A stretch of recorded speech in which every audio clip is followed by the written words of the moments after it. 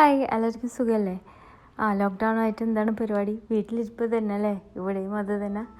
സാരില്ല, നമുക്ക് പോസിറ്റീവായിട്ടിരിക്കാം. വീട്ടിലിരുന്നാൽ നമുക്കൊന്നും പറ്റില്ല. Stay safe. വേഗം മാറും, എല്ലാം ശരിയാവും. അപ്പോൾ ഇന്ന് ഞാൻ ഉണ്ടാക്കുന്നത് ഉരുളക്കിഴങ്ങ് തീയൽ. ഈ തീയൽ ചോറും കൂട്ടി കഴിക്കാൻ നല്ല ഒരു റെസിപ്പിയാണ്. അതുപോലെ തന്നെ ചപ്പാത്തിയും കൂട്ടി കഴിക്കാറുണ്ട്. നല്ല ടേസ്റ്റാണ്. ഉരുളക്കിഴങ്ങ് ഇരിപ്പുണ്ടെങ്കിൽ ഇതൊന്നും ഉണ്ടാക്കി നോക്കാം, ഇതുപോലെ വീട്ടിലിരിക്കുന്ന ദിവസങ്ങൾ. അപ്പോൾ ഇതിനു വേണ്ടി ആദ്യം നമുക്ക് തേങ്ങ വറുക്കണം. തേങ്ങ ചിരുവിയത് അരച്ചെടുക്കണം. ഇതിനു വേണ്ടി 1 കപ്പ് തേങ്ങ. അപ്പോൾ ഇവിടെ ഫ്രോസൺ ഗ്രേറ്റഡ് കോക്കനട്ട് ആയതുകൊണ്ട് ഞാൻ 1 ടീസ്പൂൺ വെളിച്ചെണ്ണ പാനിൽ ഒഴിക്കുന്നുണ്ട്. ആദ്യം നല്ല ഫ്രഷ് തേങ്ങ ആണെങ്കിൽ എണ്ണയുടെ ആവശ്യം പോലും ഇല്ല.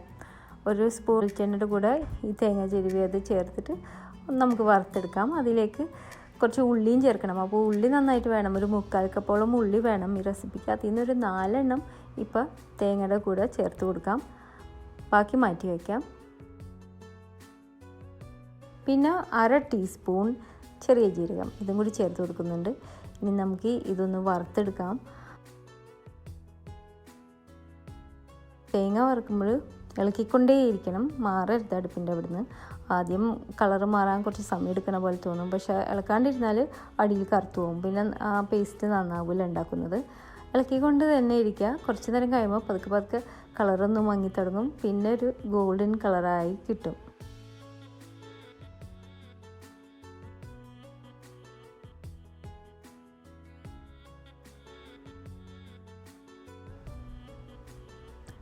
അപ്പോൾ ഒരു ഗോൾഡൻ ബ്രൗൺ കളറായ ഉടനെ നമുക്ക് ഈ പാനിൽ നിന്ന് വേറെ ഒരു പ്ലേറ്റിലേക്ക് മാറ്റണം. അല്ലെങ്കിൽ ആ പാനിൻ്റെ ചൂടിലിരുന്ന് അതൊന്നും കൂടി കറുത്ത് പോകും. അങ്ങനെ ഇത് മാറ്റി വയ്ക്കാം. കുറച്ച് വെള്ളം ചേർത്തിട്ട് പേസ്റ്റ് ആക്കാനുള്ളതാണ്. പിന്നെ നമുക്ക് വേണ്ടത് ഉരുളക്കിഴങ്ങാണ്. 4 വലിയ ഉരുളക്കിഴങ്ങ് എടുത്തിട്ടുണ്ട്. ഒരു 550 ഗ്രാംസോളം വരും. ഇതുപോലെ തൊലി കളഞ്ഞ് വലിയ ക്യൂബ്സ് ആയിട്ട് കട്ട് ചെയ്ത് മാറ്റിയിട്ടുണ്ട് കേട്ടോ. അപ്പോൾ പാൻ തുടച്ച് ക്ലീനാക്കി ഇതിലേക്ക് ഒരു 1/4 കപ്പ് ഓയിൽ ഒഴിക്കാം. ഞാൻ ഇവിടെ ഒഴിച്ചിരിക്കുന്നത് സൺഫ്ലവർ ഓയിലാണ്. എണ്ണ ചൂടായി വരുമ്പോൾ ഇതിലേക്ക് 2 ഇടത്തരം സവാള സ്ലൈസ് ചെയ്തത്, വലിയ സവാള ആണെങ്കിൽ 1 എണ്ണം മതി. ഇത് ചേർത്തിട്ട് ഒന്ന് പതുക്കനെ വഴറ്റിയെടുക്കാം. ഒരു 2 മിനിറ്റ് ഒന്ന് വഴറ്റിയെടുക്കണം. ഒരു കളറ് മാറി ഒരു ഗോൾഡൻ ആയി തുടങ്ങണം. Medium flame. സവാള ഒന്ന് കളർ മാറി തുടങ്ങുമ്പോൾ ഇതിലേക്ക് വെളുത്തുള്ളി ഇഞ്ചി ഇടാം. 3 ടേബിൾ സ്പൂൺ വെളുത്തുള്ളി കൊത്തിയരിഞ്ഞതും 2 ടേബിൾ സ്പൂൺ ഇഞ്ചി കൊത്തിയരിഞ്ഞത് രണ്ടും കൂടി ചേർക്കാം. വീണ്ടും 2 മിനിറ്റോളം വഴറ്റിയെടുക്കാം. പച്ചമണമൊക്കെ മാറുന്നത് വരെ. അതിൻ്റെ കൂടെ പച്ചമുളകും ചേർക്കാം കേട്ടോ. പച്ചമുളക് ടേസ്റ്റിനനുസരിച്ച് ചേർക്കാം. ഞാനിവിടെ ഒരു 2 പച്ചമുളക് കീറി കൊടുത്തിട്ടുണ്ട്. വലിയ പച്ചമുളകാണ്. അപ്പോൾ അത് 2 മിനിറ്റ് കഴിയുമ്പോൾ നമുക്കിതിലേക്ക് കുറച്ച് പൊടികളിടാം. അപ്പോൾ 2.5 ടേബിൾ സ്പൂൺ മല്ലിപ്പൊടി, 1 ടേബിൾ സ്പൂൺ കാശ്മീരി മുളക് പൊടി, 1/2 ടേബിൾ സ്പൂൺ മഞ്ഞൾപ്പൊടി. ഇതൊക്കെയാണ് പൊടികൾ ചേർക്കുന്നത്. ഇത് ഇട്ടിട്ട് നന്നായിട്ട് ഒന്നും കൂടി കുക്ക് ചെയ്യാം. അപ്പോൾ പൊടികൾ മൂത്ത മണം വരണം. പൊടികൾ തീരെ അടി പിടിക്കാണ്ട് ശ്രദ്ധിക്കുക. ഇതിലേക്ക് കുറച്ച് വെള്ളം ഒന്ന് ഇട്ട് കൊടുക്കാം. അപ്പോൾ പൊടികൾ അടി പിടിക്കില്ല. ഫ്ലെയിം കുറയ്ക്കണം. എന്നിട്ട് നമുക്ക് ഇതിലേക്ക് വലിയൊരു ടൊമാറ്റോ ചോപ്പ് ചെയ്തത് അതും കൂടി ചേർത്ത് കൊടുക്കാം. നിങ്ങൾക്ക് ഇഷ്ടമുണ്ടെങ്കിൽ വാളംപുളിയുടെ കുറച്ച് വെള്ളവും ചേർത്ത് കൊടുക്കാം. ഈ തീയലിൽ ഞാൻ ചേർക്കാറില്ല. തക്കാളി മാത്രം മതി. ഇനി 2 മിനിറ്റ് വീണ്ടും ഒന്ന് വഴറ്റിയെടുക്കുമ്പോൾ ആ തക്കാളി ഉടയുന്ന ഒരു പരുവത്തിലാവും. അതുവരെ വഴറ്റണം. പിന്നെ ഇതിലേക്ക് കുറച്ചും കൂടി വെള്ളം ഒന്ന് ചേർത്ത് കൊടുക്കാം. കാരണം സ്പൈസസ് ഉള്ളതല്ലേ, അത് അടി പിടിച്ചാൽ മണം വരരുത്. അങ്ങനെ 2 മിനിറ്റ് കഴിഞ്ഞു. തക്കാളിയൊക്കെ ഒന്ന് ഉടയണ രീതിയിലായിട്ടുണ്ട്. ഇതിലേക്ക് ഇനി ഉരുളക്കിഴങ്ങ് ഇട്ട് കൊടുക്കാം. ഉരുളക്കിഴങ്ങ് ഇട്ട് കൊടുത്ത് ഒന്ന് ഫ്ലെയിം കൂട്ടാം. എന്നിട്ട് ഒന്ന് ഫ്രൈ ചെയ്യാം.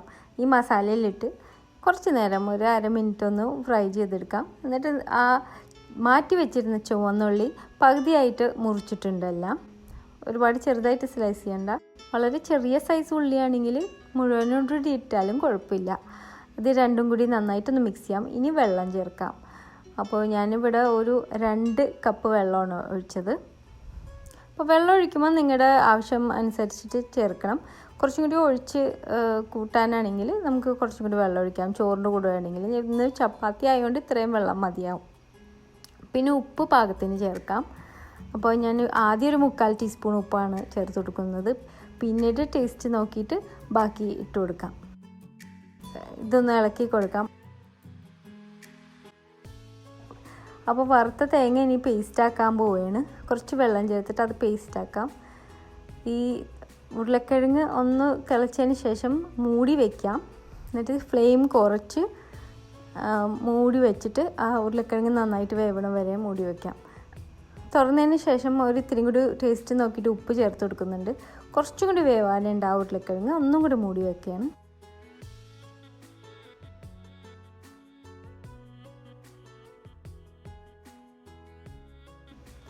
അപ്പോൾ ഇപ്പോൾ ഒരുവിധം നല്ല കറക്റ്റായിട്ടുണ്ട്. അപ്പോൾ ഈ മൂടി വെക്കുമ്പോൾ ലോ ഫ്ലെയിമിലായിരുന്നു കേട്ടോ. ഫ്ലെയിം കുറച്ച് വെക്കാൻ മറക്കരുത്, അല്ലെങ്കിൽ പെട്ടെന്ന് വെള്ളം വറ്റിയിട്ട് അടിയിൽ പിടിക്കും. അപ്പോൾ ഇപ്പോൾ കറക്റ്റായിട്ടുണ്ട്. ഇനി നമുക്ക് വറുത്തരച്ച പേസ്റ്റ് ചേർക്കാം. അപ്പോൾ ഇവിടെ ഞാൻ ഇത്തിരി വെള്ളം കൂടിപ്പോയി അരച്ചപ്പോൾ, അതുകൊണ്ടാണ് ഇങ്ങനൊരു ലൈറ്റ് കളർ. വളരെ കുറവ് വെള്ളം ഒഴിച്ചിട്ട് അരച്ചെടുക്കുകയാണെങ്കിൽ നല്ലൊരു കുറച്ചും കൂടി ഒരു ഗോൾഡൻ ബ്രൗൺ കളറായിട്ടായിരിക്കും ആ പേസ്റ്റ് ഇരിക്കുന്നത്. അപ്പോൾ അതനുസരിച്ച് കറിയുടെ കളറും മാറും കേട്ടോ. ഏതായാലും കുഴപ്പമില്ല, ടേസ്റ്റിന് വ്യത്യാസമൊന്നുമില്ല. അപ്പോൾ ഈ വറുത്തരച്ച പേസ്റ്റും കൂടി ചേർത്തിട്ട് നന്നായിട്ടൊന്ന് മിക്സ് ചെയ്യണം. മീഡിയം ഫ്ലെയിമിൽ തന്നെയാണ് ഇപ്പോഴും ഇരിക്കുന്നത്. എന്നിട്ട് നമുക്ക് മൂടി വയ്ക്കാം ഒരു അല്പസമയം കൂടി, 2 മിനിറ്റോളം. അപ്പോൾ ആ വറുത്തരച്ച പേസ്റ്റും എല്ലാ മസാലകളും ഒക്കെ പിടിച്ച് ടേസ്റ്റൊക്കെ നല്ല രസമായിട്ട് വരും.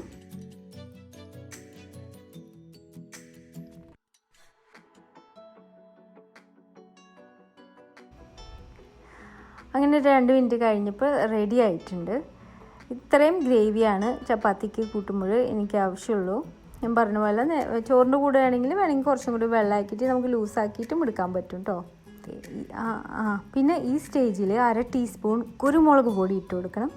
ഈ സ്റ്റേജിലാണ്, ലാസ്റ്റ് സ്റ്റേജിലാണ്. എന്നിട്ടൊന്ന് മിക്സ് ചെയ്യണം, നല്ല ടേസ്റ്റ് വരും. അപ്പോൾ എന്നിട്ട് ഏറ്റവും അവസാനം പച്ച വെളിച്ചെണ്ണ ഒരു 2 ടേബിൾ സ്പൂൺ മുകളിൽ ഒഴിക്കാം.